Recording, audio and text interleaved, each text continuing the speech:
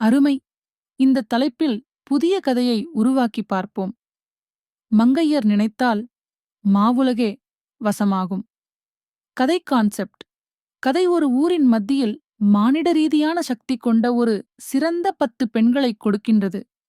இவர்கள் எல்லாம் சாதாரண குடும்பங்களில் பிறந்தவர்கள். ஆனால் அவர்களுடைய மனப்பாங்கு, எண்ணங்கள், கடமைகள் மற்றும் நம்பிக்கைகளே உலகத்தை மாற்றும் வகையில் மாறுகிறார்கள்.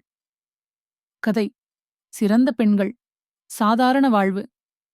ஒரு சிறிய கிராமம், வாலநகரி என்று அழைக்கப்படும் அந்த ஊரில் வாழ்க்கை கடினமாக இருந்தது.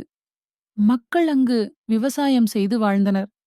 ஆனால் இந்த ஊரில் வாழ்ந்த சில பெண்கள் எல்லாவற்றுக்கும் எதிராக நின்று எதையும் சாதித்தனர். மரியம்மா, அந்த ஊரின் சிறந்த பெண், எப்போதும் தன்னுடைய மனதில் ஒரு எண்ணத்தை வைத்திருந்தார். எனக்கு சக்தி உண்டோ, எனக்கு ஒரே வாய்ப்பு கொடுத்தால் நான் எல்லாவற்றையும் மாற்ற முடியும் என்ற ஆசை அவளுக்கு இருந்தது. அவளுடைய உறுதுணை எப்போதும் கடவுளின் அருள் இருந்தது. ஒரு நாள் அவர் முன்பு இருந்த ஒரு காட்டுப்பகுதியில் ஒரு பெரிய பாறை இருந்தது. அந்த பாறை மக்களுக்கு துன்பத்தை கொடுக்கிறதென சொல்லப்பட்டது. பல ஆண்டுகளாக அந்த இடத்தில் யாரும் சென்று அந்த பாறையை தொட்டிருக்கவில்லை. பலர் அதை பார்க்கும்போது பயந்து விலகினார்கள். ஆனால் மரியம்மா அந்த பாறையை நோக்கி பயமில்லாமல் சென்று வெற்றி பெறுவதாக எண்ணிக்கொண்டாள். நான் சாதிக்க வேண்டியிருக்கும், இந்த பாறை என்றே அவனை சமாளிக்க வேண்டும் என்று அவள் நினைத்தாள்.